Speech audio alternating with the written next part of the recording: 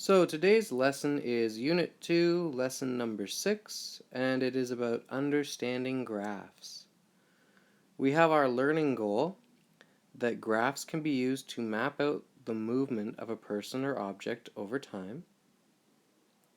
The line can be straight, showing a constant rate of change.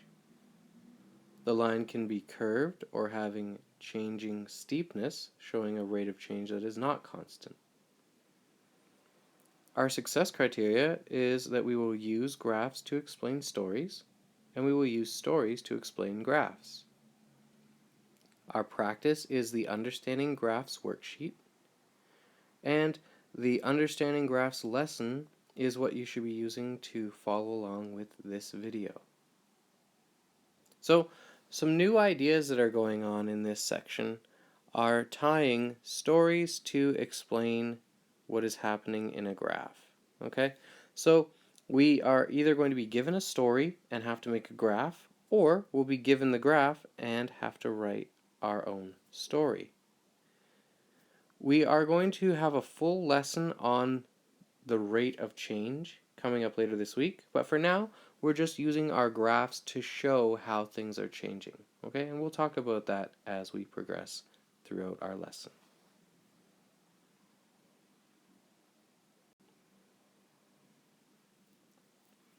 So from our lesson worksheet, our first page here is Graphical Stories.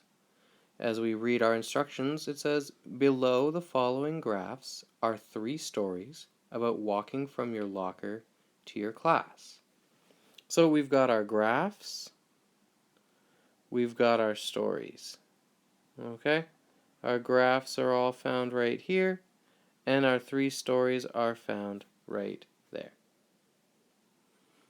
We are told that 2 of the stories correspond to the graphs. So that means that we need to read over the stories, and then we're going to match the stories to graphs that line up with them.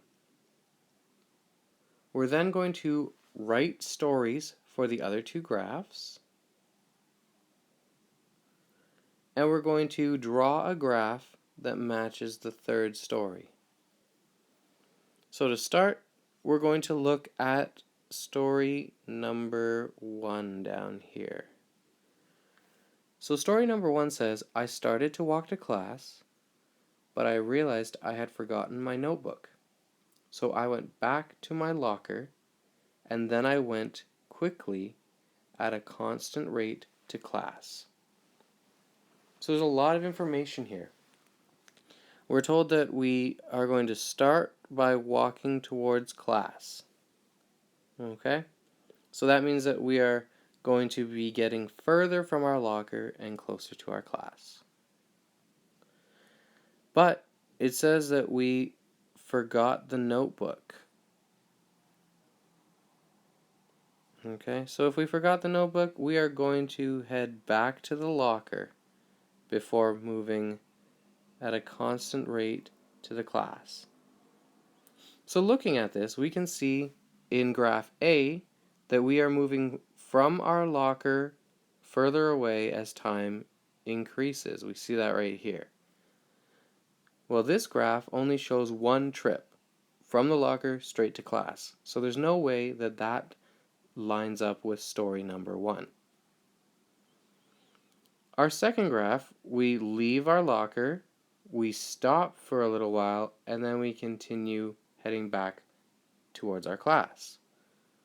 Again, that's not going to work because in order for this graph to match our story, we have to come back to the locker. In graph C, we see that we start walking away from the locker, but then come back. So here we've gone back to our locker, and then we quickly head to class afterwards. So that would mean this graph lines up with our story. We can say that story number 1 matches with graph C. We'll move on and take a look at story number 2. It says here, I was rushing to get to class when I realized I wasn't really late, so I slowed down a bit. Well, we know that that won't work for our first story because you're not changing your speed. We've already dealt with number C, so it can't be that either. Now it says here that we were rushing to get to class. Well, this doesn't look like rushing. In fact, the person stopped moving altogether right here. So clearly, this also cannot be the graph that matches up with story number 2. Looking at graph D, it says that we were first rushing, but realized I wasn't really late. So then they slowed down a bit. Well, we can see here a fast trip, and then that speed is slowing down. The steepness of the line tells us how fast we're traveling because your distance is increasing as time increases. Well, the faster the distance increases, the faster the person's traveling. Here we see the line gets less steep, which means that they are slowing down. So because of that, we can say that graph D is going to match up with story number 2.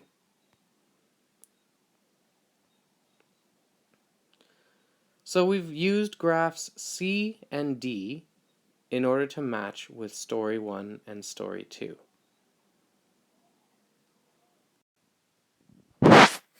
We've been able to cross out graph C and D because we matched graph C with story 1 and graph D with story 2. Our next task is to write stories for the other 2 graphs. So we're going to need to make a story for graph A and a story for graph B. Looking at graph A, we see that our distance from our locker is going to steadily move upward, meaning we're going from our locker and walking to class. So we can make a story to explain this, but we need to consider how we are moving. Our line is completely straight here. There's no changes. If you notice, we see in our other graphs that the lines all change. Because this line here does not change, we can say that we are going to use a constant rate while walking to class. So for graph A, our story could say, I walked to class at a constant rate. Using this word constant describes an unchanging rate of change, meaning the line is straight, there's no bends, and there's no changes in direction. Moving on to look at graph B, we see here that the path followed in graph B has changes. We start walking, then we don't change our distance at all, and then we head towards the class again. This part right here represents stopping. Our distance from our locker did not increase or decrease, so we were standing still at that time. Now, it's not common to just stop and stand still in the hall, but it's possible that someone were to stop and get a drink at a fountain, or any other type of activity that would cause you to stop. So when we write our story, we want to explain that part. So here's my story for graph B. I said, I started walking to class, but I stopped for a drink of water. We can see that right here, where we moved in a way that increased our distance from our locker, but then we stopped having any change. So that is explained with our first sentence. I then continued walking to class, but at a faster, constant rate. As we can see, the second increase in distance happens with a steeper line. If we compare, this line is more steep than our first line, indicating that we walked at a faster constant rate. Oops, didn't use my highlighter there. At a faster constant rate. There we go.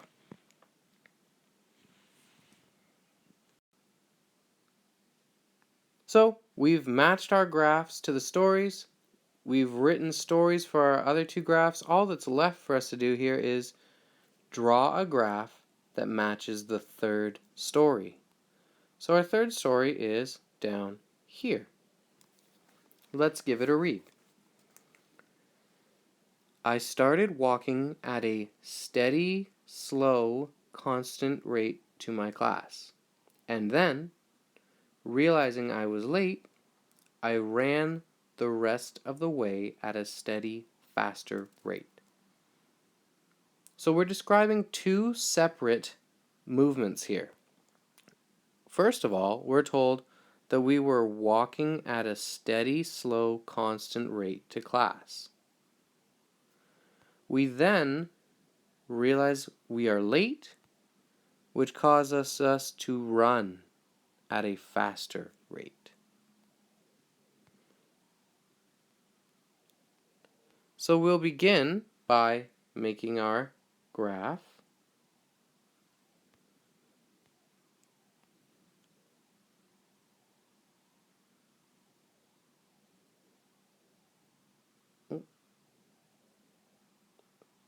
There we go. Let's draw in what's happening here. So, we are told that we start at a slow, steady, constant rate. Just gotta move that back. There we go. There's our slow, steady, constant rate. But when we realize we're late, we have to move more quickly. So then the second part of the graph is going to happen at a steeper angle. And there we can see our entire story in one graph. We start out at the beginning moving slow and steady, and then we increase our speed when we realize that we were going to get to class late. So, that is the major idea for today's lesson, that we're going to be able to both use graphs and stories to explain something that's happening. In all of these cases, we showed movement by getting further away from your locker.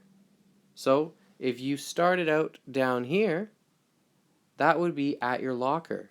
And up here is farther from your locker. As time increases, a person is walking away from their locker in order to get to class.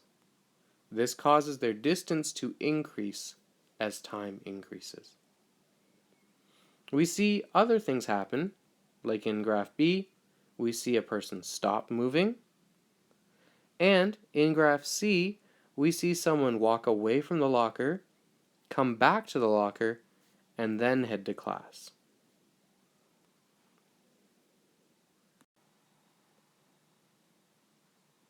Our next page in our lesson is writing stories related to a graph. This is a checklist that you can use to make sure that your story is complete. Let's take a look at our instructions. As you create your story, focus on the rate of change of each section of the graph and determine whether the rate of change is constant, varying from fast to slower, or slow to faster, or zero. So we have 4 different options that we could have in our story. We could be moving at a constant rate of change. A constant rate of change is like what we saw when the line does not change at all.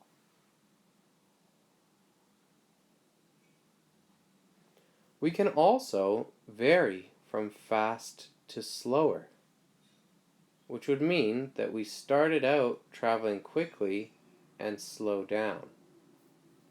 So here we see a fast rate, and here we see a slower rate. We can also go slow to faster, which would mean that our graph started out slow and sped up. And we can also see a zero rate of change, which would mean that the person didn't move at all. As we can see here, their distance hasn't increased or decreased from the starting point.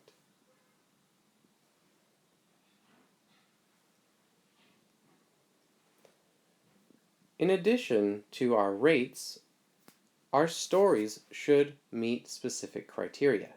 Our story should include the description of an action, such as the distance traveled by bicycle, change of height of water in a container, the change of height of a flag on a pole.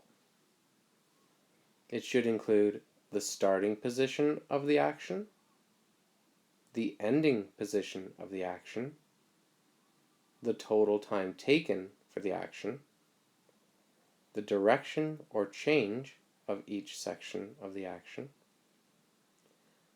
the times of any changes in direction or changes in the action, the amount of change and the time taken for each section of the action, and an interesting story that ties all the sections of the graph together.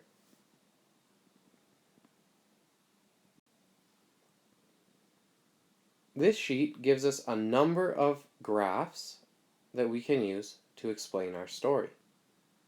It doesn't matter which graph you pick, but you do need to pick a graph and write a story for it.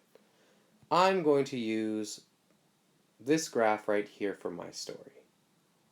Looking at it, we can see that we start with a fast rate and slow down. We change directions and start heading back, and then we quickly move away again. So 3 separate actions. We'll need to think of a story that could explain this.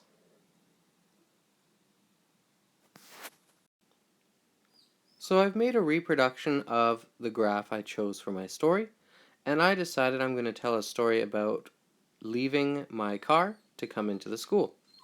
My graph shows the distance from the parking lot as well as time. And in my story, I'm going to talk about how I left my vehicle, realized I forgot my keys, had to go back and get my keys out of my vehicle, and then needed to get to class on time. So we're going to talk about each stage of this trip, starting with our beginning point and our travel forward. So in this graph, we could say that I was getting out of my Jeep and started heading towards the school. But I started slowing down because I realized I forgot my keys. So we start explaining our story as shown here. Mr. Ayotte got out of his Jeep and started walking to the school. Well, we see that happening in the early stages of our story. But realizing that he forgot his keys, Mr. Ayotte slowed down and started walking back to his Jeep. Once getting to the Jeep, which is the same distance away as the starting point, that would be when I was able to get my keys out of the Jeep, close it up, and lock the Jeep. I would then use the last stage of the story to quickly head into the school. Alright, so after walking back to his Jeep, Mr. Ayotte got his keys. Not wanting to be late, Mr. Ayotte walked at a faster, constant rate to the school. So we see here a story trying to explain what's happening in our graph. This is your task. You need to pick one of the graphs that we see in our worksheet, and you need to write a story for it. Once you've finished that, there is a work package for you to complete as well. This completes our lesson. In case you haven't already done so, make sure you get the lesson sheets from the hub, and then once you've completed this lesson, our Understanding Graphs worksheet is posted on the same hub lesson section, and that contains your work for today. That's going to be everything for now, and we have another lesson opening up on Wednesday, May 6th. Alright, if anyone has any questions, feel free to send me an email. Otherwise, good luck with your work, and we'll talk again soon. Bye for now.